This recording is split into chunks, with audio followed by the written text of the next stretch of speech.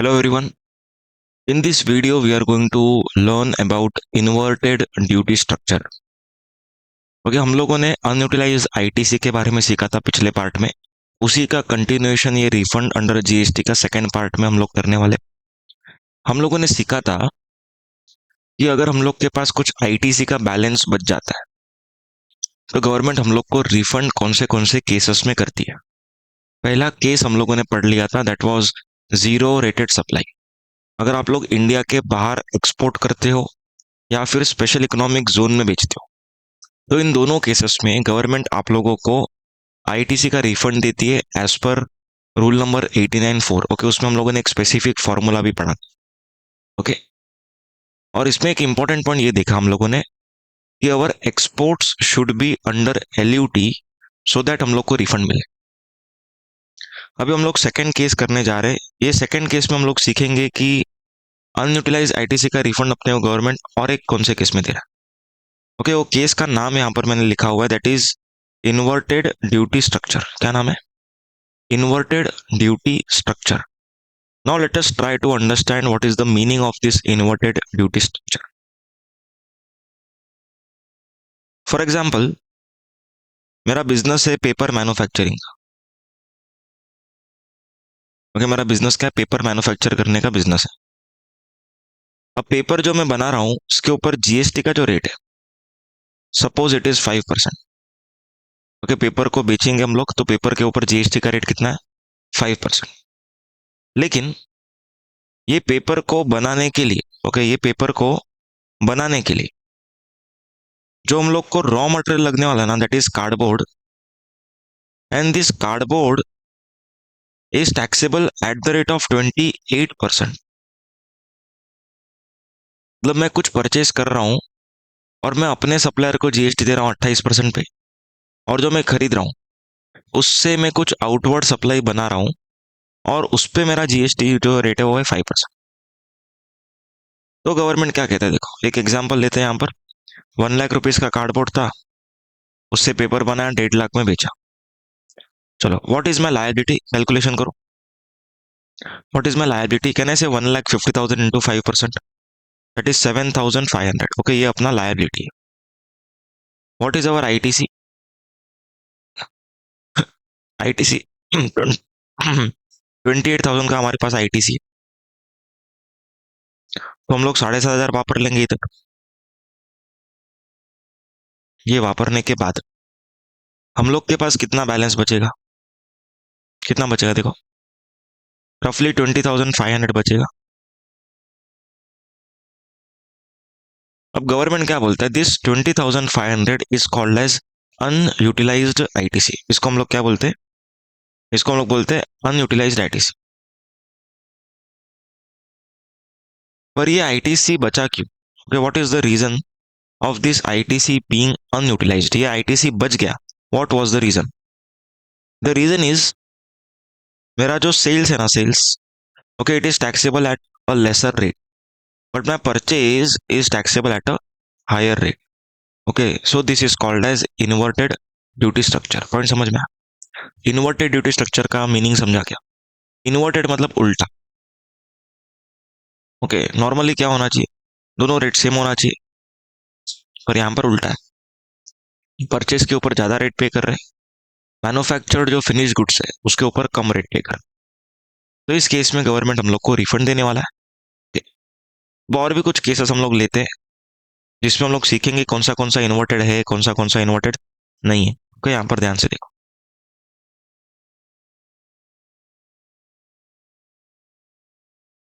अब मान के चलो मैं कुछ परचेज करता हूँ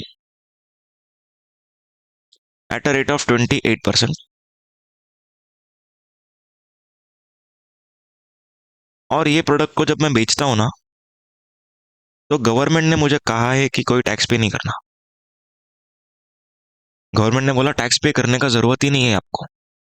क्यों पे करने का जरूरत नहीं है सर? क्यों जरूरत नहीं है? Reason is this product is exempt. वो ये प्रोडक्ट क्या है? एग्जेम्प्ट है। अभी हम लोगों ने आईटीसी के चैप्टर में एक चीज पढ़ा था, ओके, वहां पर जाना है, ध्यान रखना है, apportionment and block credit. Okay, उसमें हम लोगों ने क्या पढ़ा था? उसमें हम लोगों ने ये पढ़ा था, अगर हम लोग का आउटवर्ड सप्लाई एग्जेम्प्ट रहेगा, उस केस में हम लोग को आईटीसी मिलेगा क्या? उस केस में हम लोग को कुछ भी आईटीसी नहीं मिलने वाले। तो हम लोग को रिफंड थोड़ी मिलेगा। आ रहा है क्या पॉइंट समझ में? अगर आईटीसी ही नहीं मिलता है, then no refund, then no refund. Is it very clear? क्योंकि आईटीसी नहीं मिल रहा है। सर आईटीसी क्यों नहीं मिल रहा है? आईटीसी इसीलिए नहीं मिल रहा है क्योंकि हम लोग का आउटवर्ड सप्लाई क्या है? एग्जेम्प्ट है। Okay, our outward supply is exempt, इस वजह से आईटीसी नहीं मिल रहा है। सबको समझ में आ रहा है? और भी हम लोग केसेस लेंगे।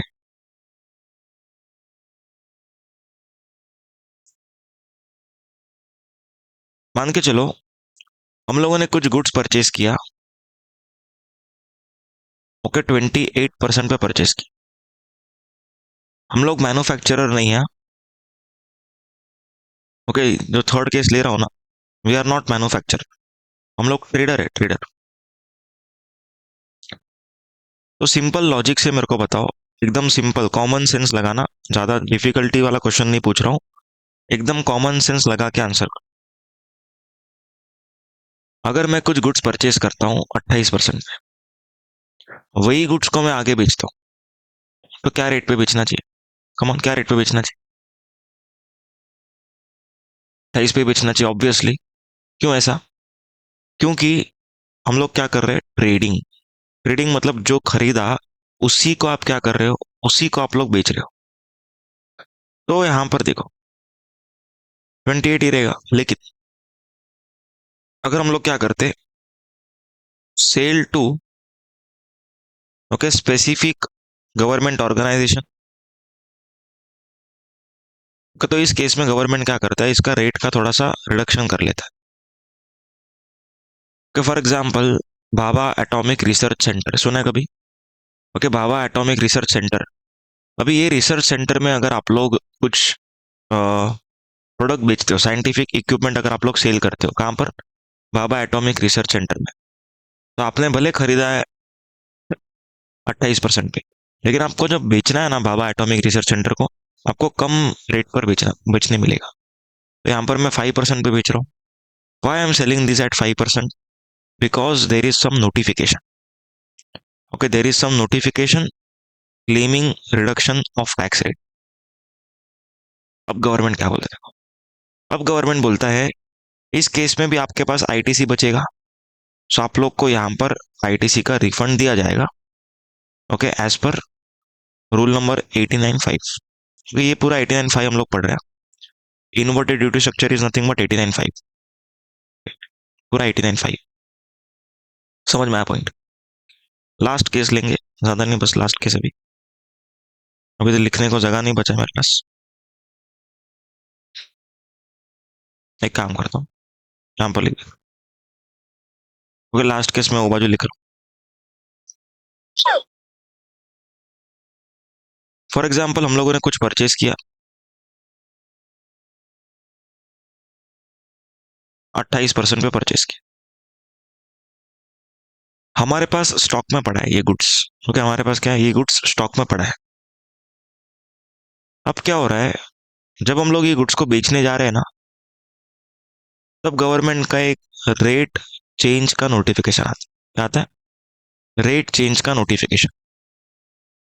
तो गवर्नमेंट ने क्या कर दिया, हम लोग का जो सेल हो रहा है ना प्रोडक्ट, उसके ऊपर रेट को कम कर दिया।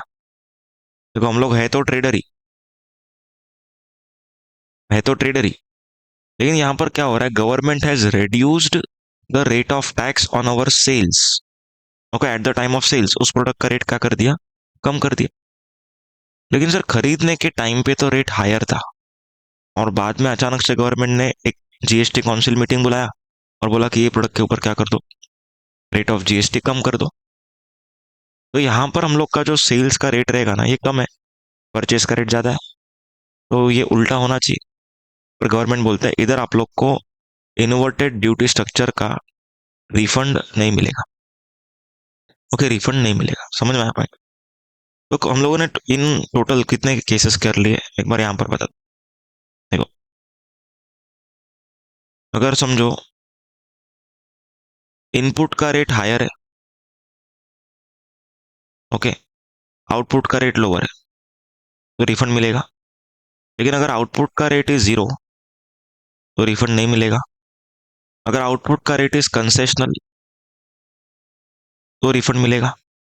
एंड अगर आउटपुट का रेट जो है ना, रेट रिड्यूस हुआ है, ओके, तो भी नहीं मिलेगा। तो ये 4 केसेस हम लोग को ध्यान में रखना है। Getting the point? तो हम लोग का बेसिक इन्वर्टेड ड्यूटी स्ट्रक्चर का मीनिंग क्लियर हो गया। ओके, अभी हम लोग को क्या सीखना है? सिर्फ फॉर्मूला सीखना है। क्या सीखना है? Formula.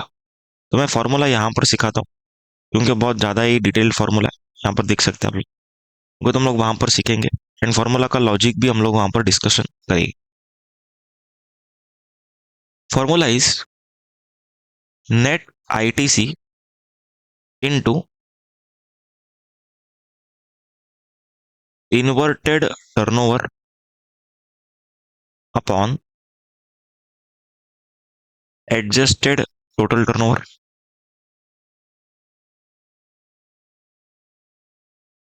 Minus tax payable on inverted turnover multiplied by net ITC upon ITC on inputs and input service. Okay, ये फॉर्मूला है। देखो, एक फॉर्मूला को भी हम लोग समझने वाले हैं। फॉर्मूला क्या है? Net ITC into inverted turnover upon adjusted total turnover minus tax payable on inverted turnover into net ITC upon ITC on inputs and input service. Okay, अब ये फॉर्मूला को डिकोड करते क्या है? सबसे पहले हम लोग समझेंगे नेट आईटीसी का मतलब क्या। नेट आईटीसी मतलब, यहां पर गवर्नमेंट से net ITC means ITC on inputs only. तो यहां पर हम लोग को सिर्फ और सिर्फ इनपुट्स का बात करना है। मतलब हम लोगों ने जो एक्सपोर्ट का केस किया था, याद है? 89(4) वाला केस का पिछले लेक्चर में, उधर था इनपुट्स एंड इनपुट सर्विस। लेकिन यहां पर क्या है? It is only and only inputs, सिर्फ और सिर्फ inputs. Okay, neither capital goods nor import service, sorry, input service. यहाँ पर हम लोग को इनपुट सर्विस का आईटीसी नहीं लेना है, और कैपिटल गुड्स का भी आईटीसी हम लोग को नेट आईटीसी में नहीं लेना। ओके, तो इन दोनों का क्या होएगा? इन दोनों का आईटीसी तो मिलेगा, लेकिन उसका रिफंड नहीं मिलेगा। समझ में आ रहा है पॉइंट? आईटीसी तो मिलने ही वाला है, लेकिन रिफंड नहीं मिलेगा। तो नेट आईटीसी में हम लोगों ने क्या ऐड किया? क्या ऐड करना है बोलो? Come on, ITC on inputs. Okay, इसको ऐड कर। अब देखो, अभी इसमें ना एक इंपॉर्टेंट सर्कुलर है। ओके, उस सर्कुलर का पॉइंट हम लोग डिस्कशन करें। समझो, प्रोडक्ट ए को बनाने के लिए, ओके, यहाँ पर इनपुट एंड यहाँ पर आउटपुट है। ओके, प्रोडक्ट ए को बनाने के लिए मेरे को 28% पे खरीदना पड़ता है, और आउटपुट है 5%, और इसका आईटीसी है 50,000। ओके, एंड यहाँ पर मैं सेल्स का फिगर लिख रहा हूँ। सेल्स का फिगर से 8 lakh rupees. Product B,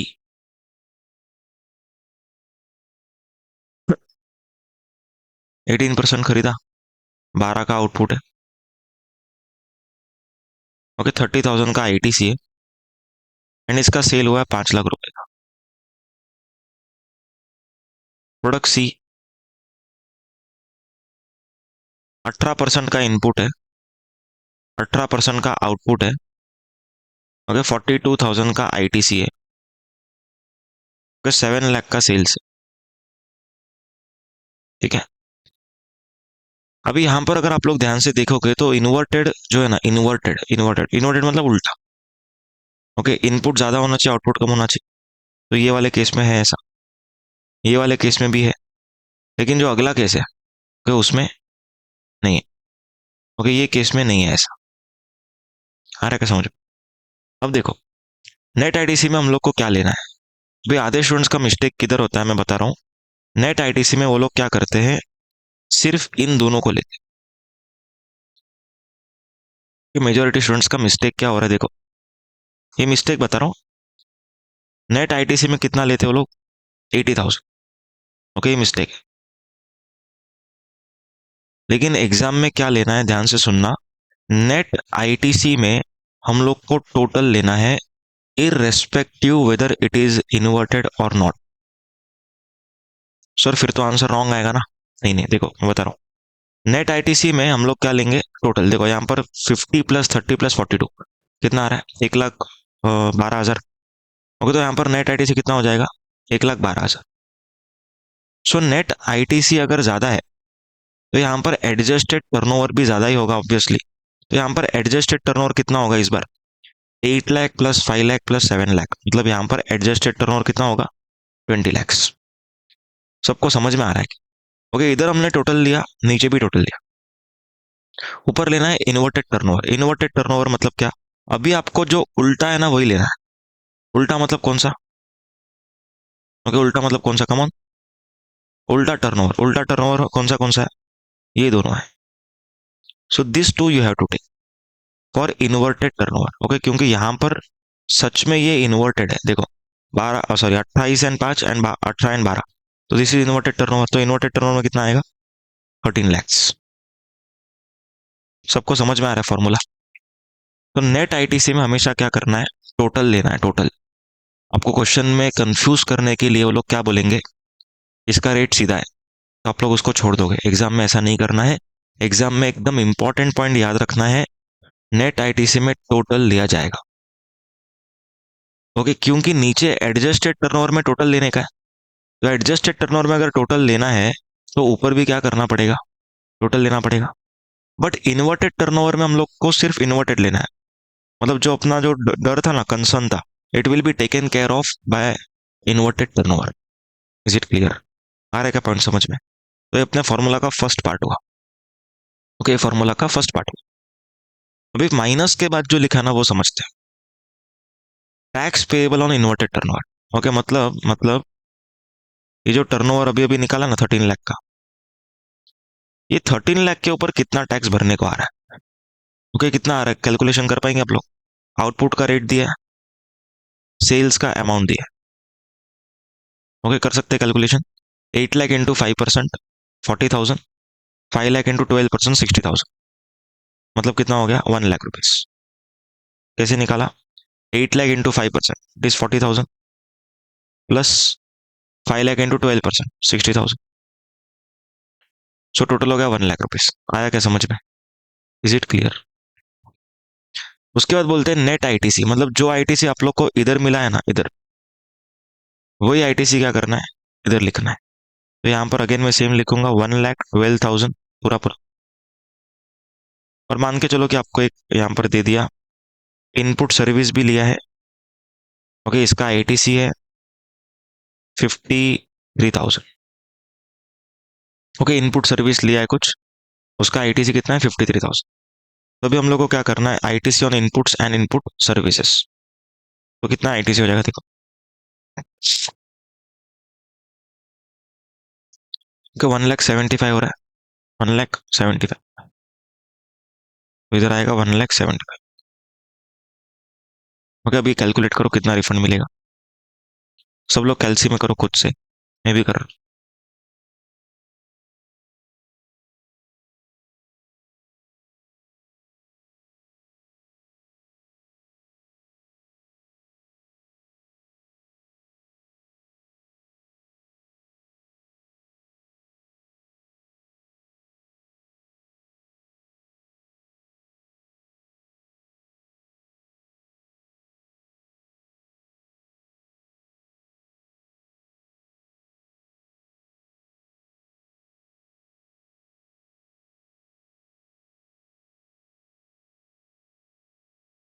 okay, 8,800 rupees का हम लोग को मैक्सिमम रिफंड मिल सकता है। समझा क्या? कुछ मिस्टेक रहेगा तो कमेंट सेक्शन में बता देना, क्योंकि मेरा मिस्टेक होता है कभी कभी।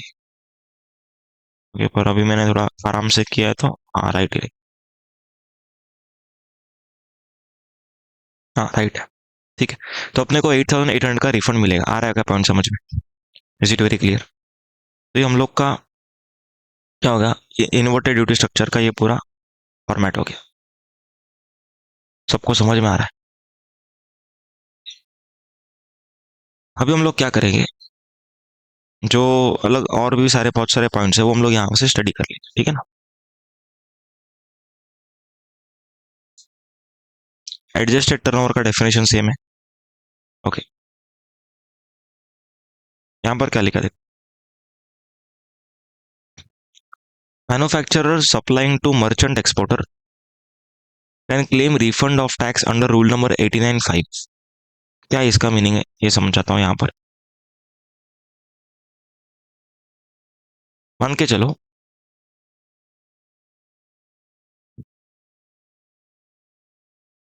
एक यहाँ पर एक्सपोर्टर है।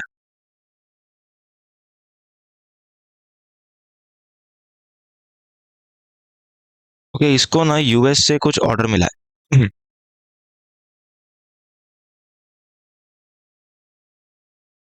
ओके, ये एक्सपोर्टर को, मतलब इंडिया का एक्सपोर्टर है, इसको ना यूएस से कुछ ऑर्डर मिला। ठीक है, अभी एक्सपोर्टर के पास ना कुछ सेटअप नहीं है, मतलब इसको ऑर्डर मिला है लेकिन बनाने को नहीं आता। तो ये क्या करता है, एक मैन्युफैक्चरर को हायर करता है, रेदर उसको काम आउटसोर्स करता है। और ये मैन्युफैक्चर क्या करेगा, ये एक्सपोर्टर को देगा या तो एक्सपोर्टर के बिहाफ पर एक्सपोर्ट करेगा। ओके, एंड यहाँ से ये एक्सपोर्ट होने वाला। समझ में आ रहा है क्या पॉइंट? तो अभी एक नोटिफिकेशन है कि वो नोटिफिकेशन में लिखा है कि अगर कोई मैन्युफैक्चरर किसी एक्सपोर्टर के लिए कुछ मैन्युफैक्चर करता है, तो इस मैन्युफैक्चरर को, इस एक्सपोर्टर को टैक्स का रेट चार्ज करना है सिर्फ 0.1%। कितना चार्ज करना है?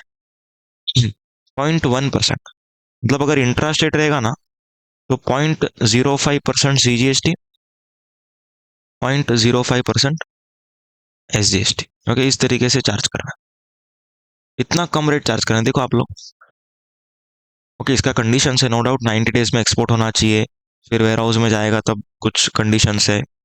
फिर ये एक्सपोर्ट करेगा ना वो, तब भी कुछ कंडीशन है। तो दुनिया भर का कंडीशन है। ओके, ऐसा इतना आसान नहीं है वो। अभी ये मैन्युफैक्चर जो है, ये समझो मिस्टर एक्स से कुछ परचेस करता है। ओके, ये बनाने के लिए रॉ मटेरियल परचेस किया, तो रॉ मटेरियल के ऊपर एक्स जो है ना, वो तो 18% जीएसटी चार्ज करेगा ऑब्वियसली। तो यहाँ पर क्या हो रहा है ना, मैन्युफैक्चर को दिक्कत हो रहा है। क्या दिक्कत हो रहा है सर? इसका परचेस का रेट 18% और इसका सेल्स का रेट क्या है? 0.1%। तो गवर्नमेंट अभी क्या बोलता है, गवर्नमेंट बोलता है this manufacturer, this manufacturer can claim GST refund of inverted duty structure. Okay, inverted duty structure का रिफंड कौन क्लेम कर सकता है? Okay, this manufacturer can claim refund. आया पॉइंट समझ में? ओके, तो लॉजिकल पॉइंट है। और ये एक्सपोर्टर जो है ना, एक्सपोर्टर, ओके, ये रिफंड क्लेम कर सकता है कि नहीं? यस, ये तो हमेशा कर ही सकता है। 89(4) में करेगा। समझ में आ रहा है पॉइंट? ओके, ये अटेम्प्ट के पहले, ध्यान से सुनना, ये अटेम्प्ट के पहले exporter use to claim refund under 89(4)(a) and 4(b), but 89(4)(a) and 4(b) are deleted for May 25 onwards. तो अभी इसको रिफंड किस में मिलेगा? इसका 89(4) में ही मिलेगा। दैट इज अपन ने जो पिछले लेक्चर में सीखा है, उसी बेसिस पे रिफंड दिया जाएगा। ठीक है, ओके, ये हो गया अपना। नेक्स्ट पॉइंट अपन ने ऑलरेडी किया है, इसका अगला भी किया है ये point. In case of works contract service inverted duty structure refund can not be claimed.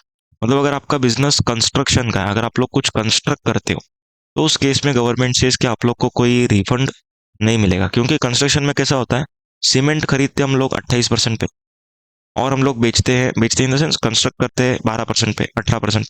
तो लोग क्या करेंगे, सीमेंट का रिफंड लेना शुरू कर देंगे। तो गवर्नमेंट ने बोला कि वर्क्स कॉन्ट्रैक्ट सर्विस में इन्वर्टेड ड्यूटी स्ट्रक्चर का रिफंड आप लोग को नहीं मिलेगा। उसके बाद कुछ डॉक्यूमेंटेशन है, रिलेवेंट नहीं है ये, आ रहा है समझ में? तो अपना यहाँ पर 89.5 कंप्लीट हो गई। Okay, that is inverted duty complete हो गई। अभी जो अमेंडमेंट्स है ना वो हम लोग सेपरेटली करेंगे, अभी के लिए इसको मैं पेंडिंग रख रहा हूँ, पहले आगे बढ़ेंगे हम लोग।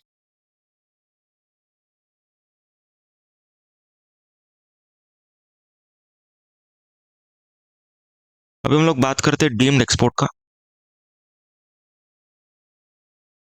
ओके, डीम्ड एक्सपोर्ट का अभी हम लोग बात कर रहे हैं। डीम्ड एक्सपोर्ट्स का मतलब क्या होता है? देखो, अ, एक एग्जांपल के थ्रू बताता हूँ।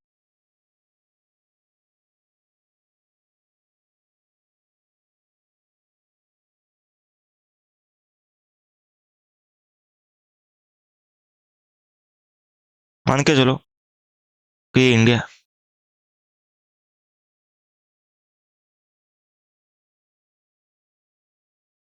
अभी फॉर एग्जांपल हम लोग को कुछ मटेरियल बाहर से चाहिए था। ओके, हम लोग को समझो कुछ मटेरियल बाहर से चाहिए, ठीक है? और ये मटेरियल को हम लोग यूज करने के बाद, ध्यान से सुनना, ये मटेरियल को अगर हम लोग यूज करते हैं ना, उससे हम लोग क्या बनाने वाले हैं? उससे हम लोग ऐसा प्रोडक्ट बनाएंगे जो हमें एक्सपोर्ट करना है। तो क्या हो रहा है यहाँ पर? हम लोग कुछ इंपोर्ट कर रहे हैं। ओके, ये इंपोर्ट करने के बाद उस इंपोर्टेड सामान से हम लोग क्या बना रहे हैं? ऐसा प्रोडक्ट बना रहे हैं जो क्या होने वाला है? एक्सपोर्ट होने वाला है। इंपोर्ट के ऊपर कौन सी ड्यूटीज लगती है? बेसिक कस्टम ड्यूटी लगता है, और क्या लगता है? आईजीएसटी लगता है। Okay, basic custom duty and IGST. तो यहाँ पर जो फॉरेन ट्रेड पॉलिसी करके आप लोग बाद में पढ़ने वाले हो, या फिर वीडियो तो डाल दिया वैसे भी, आप लोग पढ़ सकते हो। उसमें उसमें हम लोग को ये सब कस्टम ड्यूटी जब भरते हैं ना हम लोग, ओके, उसका ड्रॉबैक मिलता है। ओके, और एफटीपी में हम लोग क्या देखेंगे? एफटीपी में तुम लोगों ने देखा भी रहेगा कि ये सब ड्यूटीज भरने का जरूरत नहीं। ओके, ये सब ड्यूटीज भरने का जरूरत नहीं है। क्यों जरूरत नहीं है? क्योंकि सर आप लोग तो एक्सपोर्ट ही करने वाले हो। तो गवर्नमेंट बोलता है इंपोर्ट करो, but without payment of duty. Okay, import करो लेकिन कैसे करो? Without payment of duty. आप इंपोर्ट करो लेकिन कोई टैक्स मत भरो, और एक्सपोर्ट करो। तो इससे क्या होएगा मालूम है क्या? ये जो इंडिया वाला पर्सन है ना, ये क्या सोचेगा? ठीक है, मैं इंपोर्ट करता हूँ क्योंकि ड्यूटी नहीं है, तो वो कभी भी इंडिया से खरीदना प्रेफर नहीं करेगा। वो हर बार क्या सोचेगा? इंडिया से खरीदूंगा तो ये बंदा मेरे को जीएसटी चार्ज करके देगा, तो मेरा वर्किंग कैपिटल क्या हो रहा है? ब्लॉक हो रहा है। तो यहाँ पर क्या हो रहा है? वर्किंग कैपिटल ब्लॉक हो रहा है। ओके, तो इंडिया वाला बंदा क्या सोचेगा? छोड़ दो, इंडिया वाले को साइड पे करो, इंपोर्टेड मटेरियल खरीदेंगे बिना ड्यूटी के, फिर हम लोग एक्सपोर्ट करेंगे। तो it is unfair for Indian manufacturers. Okay, तो गवर्नमेंट ने क्या किया? ये जो ट्रांजेक्शन है ना, ये वाला ट्रांजेक्शन, इस ट्रांजेक्शन को नाम दिया डीम्ड एक्सपोर्ट्स। इस ट्रांजेक्शन का नाम दे दिया डीम्ड एक्सपोर्ट। आ रहा है क्या समझ में? इसको क्या नाम दे दिया? Deemed export. इसका मतलब क्या हो गया? ये जो सप्लायर है ना, ये सप्लायर इधर वाला, ये सप्लायर जीएसटी चार्ज नहीं करेगा। समझ में आया क्या पॉइंट क्या बोल रहा हूँ? ये जो सप्लायर है ना इधर का, वो जीएसटी चार्ज नहीं करेगा। उसको ना दो मेथड दिया। अभी यहाँ पर समझते क्या दो मेथड दिए? ओके, यहाँ पर एक सप्लायर है, समझो मेसर्स एबीसी। ओके, ये बेच रहा है goods to messrs X Y Z. Okay, who is going to export the goods. ठीक है सर, ये तो मर्चेंट एक्सपोर्ट जैसे ही हो गया ना? नहीं, मर्चेंट एक्सपोर्ट जैसा नहीं है, क्योंकि मर्चेंट एक्सपोर्ट में जो मैन्युफैक्चरिंग सप्लायर है उसको बहुत सारा कंडीशंस है। Okay, there are so many conditions. उसमें मेसर्स एबीसी को 0.1% चार्ज करना है। अभी क्या है वो समझो। अभी यहाँ पर जो मेसर्स एक्स वाई जेड है ना, इसके पास फॉरेन ट्रेड पॉलिसी के हिसाब से एक लाइसेंस रहता है। क्या रहता है? लाइसेंस। और लाइसेंस को हम लोग बोलते हैं एडवांस ऑथराइजेशन। क्या बोलते हैं इसको? Advance authorisation. Okay, advance authorization permission is a permission to import goods without payment of custom duty. समझ में आ रहा है पॉइंट? इसको बोलते हैं एडवांस ऑथराइजेशन। ओके, एफटीपी में और एक रहता है EPCG. Okay, export promotion of capital goods. मतलब कि अगर हमारे पास ईपीसीजी का ऑथराइजेशन है ना, तो हम लोग क्या कर सकते हैं, हम लोग इंडिया के बाहर से कैपिटल गुड्स को इंपोर्ट कर सकते हैं। क्या इंपोर्ट कर सकते हैं? कैपिटल गुड्स को, बिना ड्यूटी भरे। No doubt there are so many conditions. Okay, वो सब कंडीशन फुलफिल करना पड़ेगा। तो हम लोग के पास ना ये दो लाइसेंस रहता है एफटीपी के अंडर। क्या दो लाइसेंस रहता है? एक, बिना कस्टम ड्यूटी भरे गुड्स को इंपोर्ट करने का पावर। ओके, बिना कस्टम ड्यूटी भरे कैपिटल गुड्स को इंपोर्ट करने का पावर। अगर किसी पर्सन के पास ये दो पावर है, ओके, किसी पर्सन के पास ये दो पावर है और वो इंडिया से कुछ खरीदता है, तो उसके सप्लायर ने जो उसको सेल किया है उसको क्या मानेंगे हम लोग? Deemed export. क्या मानेंगे? Deemed export. समझ में आ रहा है पॉइंट? अब देखो, अब डीम्ड एक्सपोर्ट करने का दो तरीका। डीम्ड एक्सपोर्ट करने का दो तरीका। सबसे पहला, ओके, चार्ज जीएसटी। मतलब नॉर्मल ट्रांजेक्शन मानो इसको। ओके, और messrs X Y Z will claim refund. Okay, recipient will claim refund. कौन से सेक्शन में रिफंड क्लेम करेगा? 89(4) में करेगा। ओके, ये वाले अमेंडमेंट, ओके, जो मई 25 के लिए अमेंडमेंट है उसके हिसाब से 89(4) में करेगा। इसके पहले के वीडियोस अगर आप लोग मेरे देखोगे उसमें क्या लिखा था, 89(4)A में करेगा। लेकिन 89(4)A and 4B are deleted. Okay, तो यहाँ पर 89(4) में ही रिफंड करे लेगा कौन? X Y Z. Second option which is still prevalent. Second option क्या है?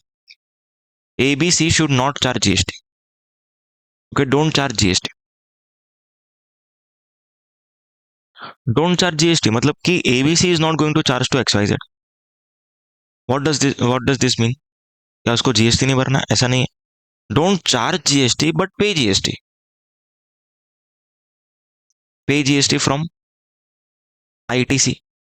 ओके, एबीसी को क्या बोला जा रहा है? आप आईटीसी से आप जीएसटी भर दो और बाद में government will refund, government will refund output tax. मतलब कि जितना भी जीएसटी आपने सामने वाले से कलेक्ट नहीं किया वो आप लोग को रिफंड मिला। Government will refund output tax to ABC.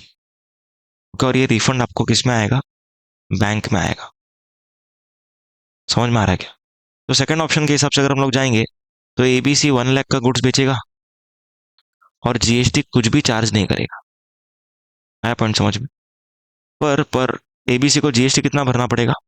18,000 भरना पड़ेगा। किससे भरेगा? आईटीसी से भरेगा। मान के चलो कुछ भरने को नहीं आया, पर रिफंड कितना मिलेगा एबीसी को? 18,000। Is that clear? समझ में आया पॉइंट? तो डीम्ड एक्सपोर्ट का यहाँ पर मीनिंग दिया हुआ है, वो भी हम लोग स्टडी करेंगे।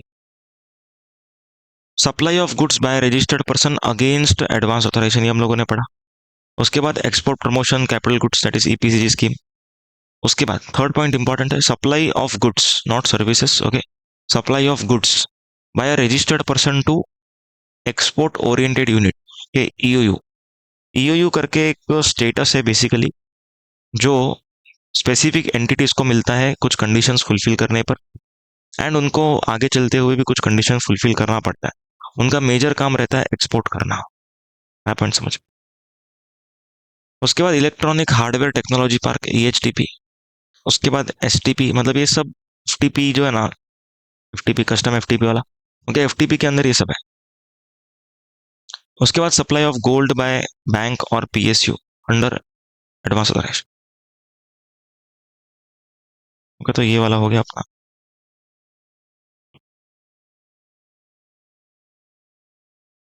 मर्चेंट एक्सपोर्ट भी हो गया अपना और डीम्ड एक्सपोर्ट भी हो गया, दोनों अपना कवर हो गया। ठीक है, अभी हम लोग अदर केसेस पढ़ेंगे रिफंड का, और अलग अलग कौन से केसेस में रिफंड मिलता है।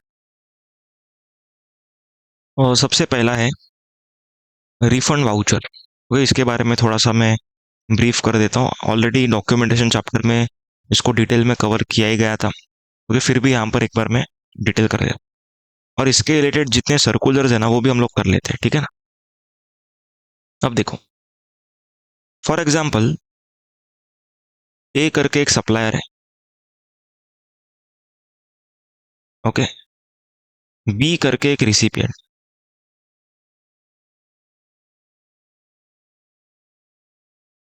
ठीक है। अब क्या हो रहा है, बी ने ए को ओके एडवांस दिया, क्या दिया, एडवांस दिया, okay for providing services, advance for okay providing services. अब ए क्या करता है, ए को कुछ तो डॉक्यूमेंट इशू करना पड़ेगा, ये सर। ओके, ए को कुछ तो डॉक्यूमेंट इशू करना पड़ेगा। क्या डॉक्यूमेंट वो इशू कर सकता है, तो यहाँ पर ध्यान से सुनना। ऑलरेडी डॉक्यूमेंटेशन चैप्टर में ये बताया हुआ था, फिर भी मैं बता रहा हूँ, सुन लो। ए जो है वो बी को दो टाइप के डॉक्यूमेंट दे सकता है, ओके, दो डॉक्यूमेंट दे सकता है। ओके, पहला, he can issue receipt voucher for receipt of advance. क्या डॉक्यूमेंट देगा, ओके रिसीट वाउचर है, क्या देगा, रिसीट वाउचर। या तो उसको देगा टैक्स इनवॉइस, क्या देगा उसको, टैक्स इनवॉइस। तो दोनों में से कोई भी डॉक्यूमेंट दे सकता है। मतलब अगर मुझे एडवांस मिलता है तो इट इज नॉट नेसेसरी कि मुझे सिर्फ और सिर्फ रिसीट वाउचर ही देना है। मैं क्या दे सकता हूँ, टैक्स इनवॉइस भी उसको दे सकता हूँ। आ रहा है क्या पॉइंट समझ में। अब मान के चलो एबीसी बोलता है कि सर आपके सर्विस में मजा नहीं है, एक काम करो मेरे को मेरा पैसा वापस दो। ओके, बी बोलता है कि सर मुझे मेरा पैसा वापस चाहिए। तो अगर मैं उसको पैसा रिफंड कर रहा हूँ, ओके, अभी मैं यहाँ पर लिख रहा हूँ मनी रिफंड। अगर मेरे को उसको पैसा वापस करना है क्योंकि मैं सर्विस प्रोवाइड नहीं कर पा रहा हूँ या फिर वो लेना नहीं चाह रहे, तो रिसीट वाउचर का जो काउंटर डॉक्यूमेंट है, okay Contra document, it is refund voucher, it is refund voucher. क्या मतलब है सर इसका, अगर समझो मैंने आपको रिसीट वाउचर दिया था, आपने मुझे एडवांस दिया था, मैं आपको रिसीट वाउचर दिया।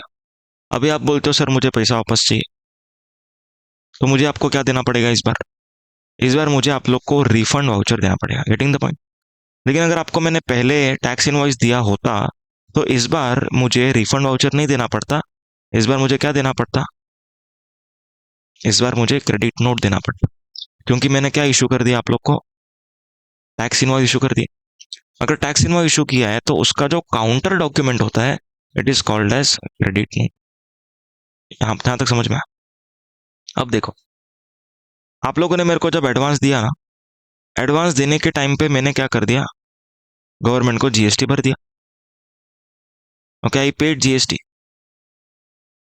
अब नेक्स्ट मंथ आप लोग आते हो और बोलते हो कि हमको हमारा पैसा वापस चाहिए, तो मैं आप लोग को ऐसा नहीं बोल सकता। ओके, मैं आप लोग को ऐसा नहीं बोल सकता कि मैंने जीएसटी भर दिया, अभी आपको जीएसटी का पैसा नहीं मिलेगा, ऐसा तो मैं नहीं बोल सकता ना। तो यहाँ पर क्या होएगा देखो, एक अमाउंट वाइज लेते फिगर।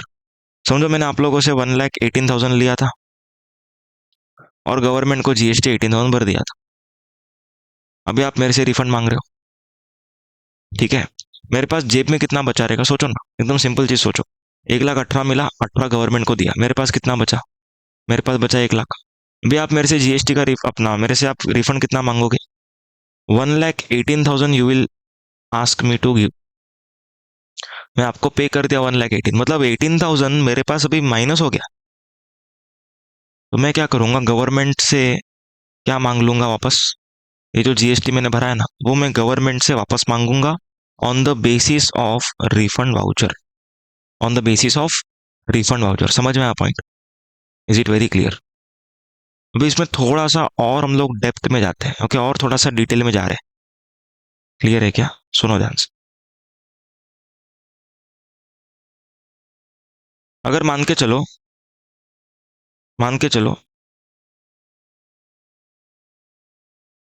आप लोगों ने जो मुझे 1,18,000 रुपया दिया ना, ओके, ओके, मेरे पास ना इस दिन पे आईटीसी का बैलेंस था कुछ, ओके, मेरे पास 10,000 का आईटीसी का बैलेंस था और आप लोगों से ओके मुझे आया 1,18,000, कितना रुपया आया, 1,18,000, ठीक है। अभी मेरे को जीएसटी भरना है 18,000 का, तो आउटपुट टैक्स कितना हो जाएगा, 18,000। ओके, मेरे पास आईटीसी कितना है? 10,000। तो मेरे को जीएसटी कितना भरने को आएगा? 8,000। Okay, this is GST payable.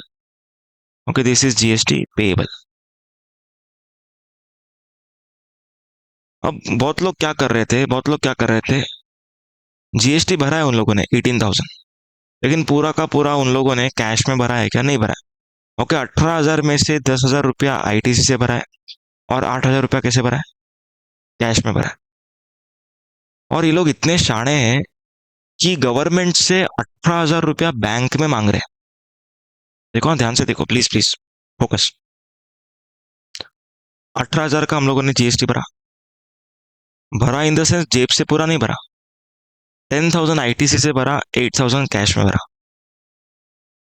और जब मेरा रिसिपिएंट मुझसे रिफंड मांग रहा है तो मैं गवर्नमेंट से 18,000 रुपया मेरे बैंक में मांग रहा हूं, जबकि मैंने बैंक से भरा ही नहीं 18,000 रुपया। मैंने बैंक से कितना रुपया भरा है? सिर्फ 8,000 भरा है। तो गवर्नमेंट ने एक रूल निकाला, that rule is rule number 92 सब रूल 1A, जो ये कहता है कि आप लोग को रिफंड उसी प्रपोर्शन में मिलेगा जिस प्रपोर्शन में आपने टैक्स का पेमेंट किया हो। उसी प्रपोर्शन में रिफंड मिलेगा जिस प्रपोर्शन में क्या किया हो? टैक्स का पेमेंट किया हो। ओके, सर टैक्स का पेमेंट कैसे किया? 10,000 का पेमेंट आईटीसी से किया और 8,000 का पेमेंट कैसे किया? बैंक से किया। तो आप लोग को रिफंड मतलब क्या होएगा यहाँ पर?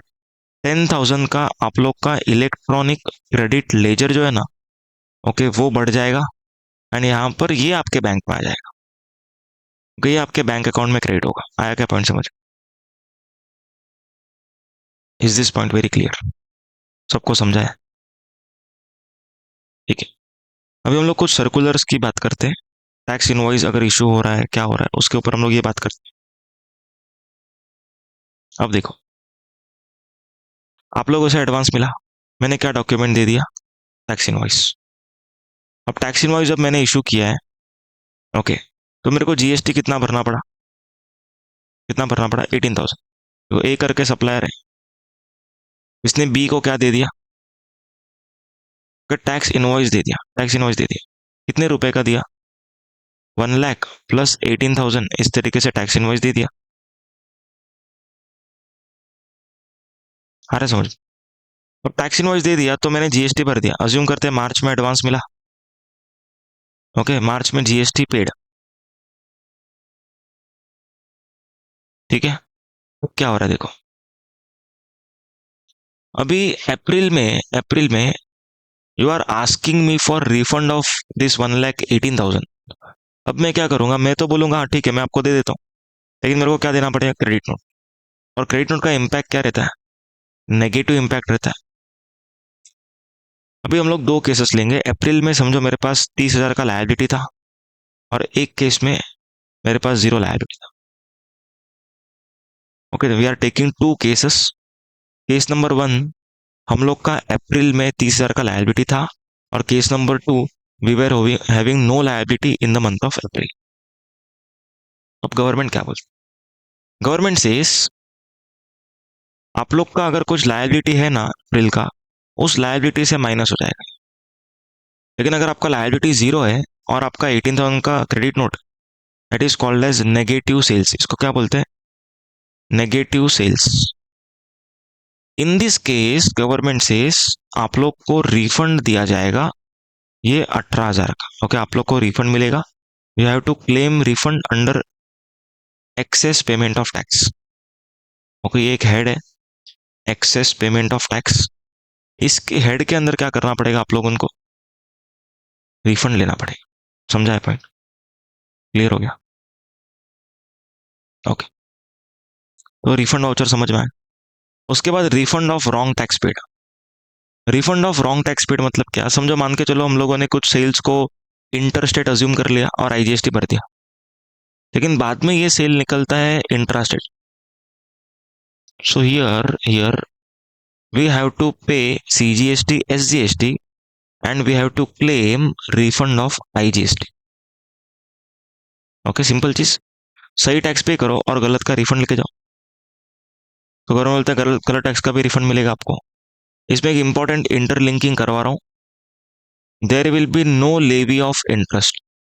ओके, कोई इंटरेस्ट नहीं लगेगा, कोई इंटरेस्ट नहीं लगेगा on wrong payment of tax, कोई इंटरेस्ट नहीं भरना है।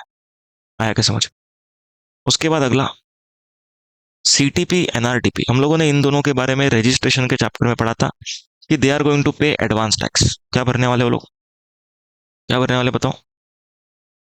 एडवांस टैक्स भरेंगे।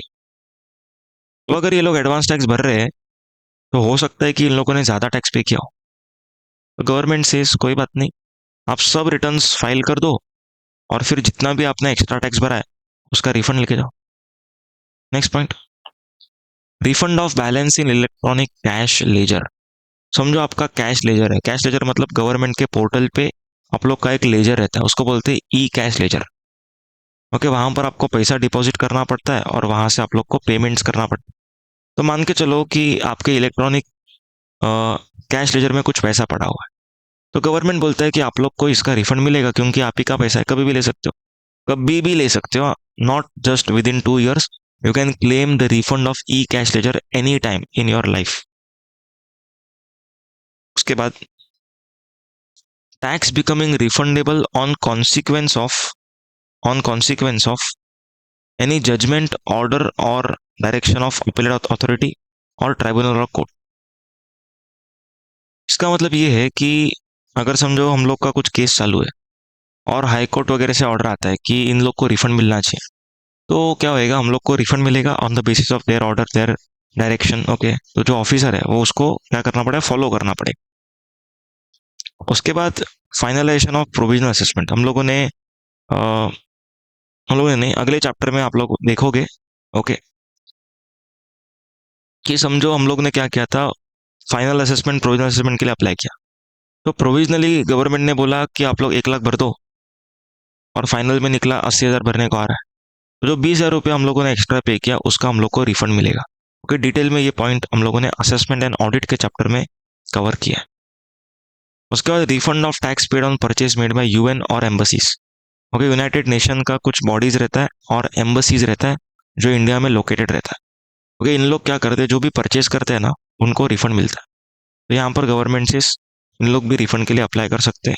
ओके, इन लोग को क्वार्टरली रिफंड के लिए अप्लाई कर, okay, every quarter, but before expiry of 2 years from the last day of the quarter. अब आगे हम लोग देखेंगे यहाँ पर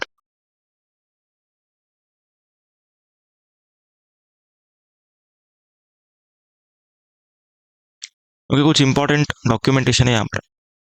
declaration that tax incidents have not passed is not required when refund is up to ₹2 lakh. देखो, हम लोग अगर 2 लाख से कम का रिफंड ले रहे हैं ना, 2 लाख या उससे कम का रिफंड ले रहे हैं, तो हम लोग को डिक्लेरेशन का जरूरत नहीं है, ऐसा वो लोग बोल रहे हैं। ओके, देखो इसका मतलब क्या है। फॉर एग्जाम्पल मैं 2 लाख से कम का रिफंड ले रहा हूँ। ओके, तो मेरे को सेल्फ डिक्लेरेशन देना है। सेल्फ डिक्लेरेशन मतलब मैं खुद ही लिख के दे दूंगा कि मैंने टैक्स का इंश्योरेंस पास ऑन नहीं किया है। ओके, टैक्स का इंश्योरेंस पास ऑन नहीं किया, 2 लाख से कम रहेगा तो। लेकिन 2 लाख से ज्यादा रहेगा तो मेरे सीए को लिख के देना पड़ेगा। ओके, तो सीएमए का मेरे को क्या चाहिए, सर्टिफिकेशन चाहिए। देखो इसका मतलब क्या है, एक एग्जाम्पल लेके बताता हूँ।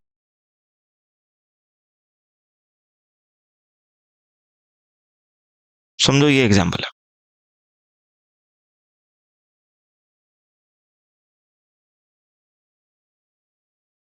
समझो हम लोगों ने अप्लाई किया था फॉर प्रोविजनल असेसमेंट।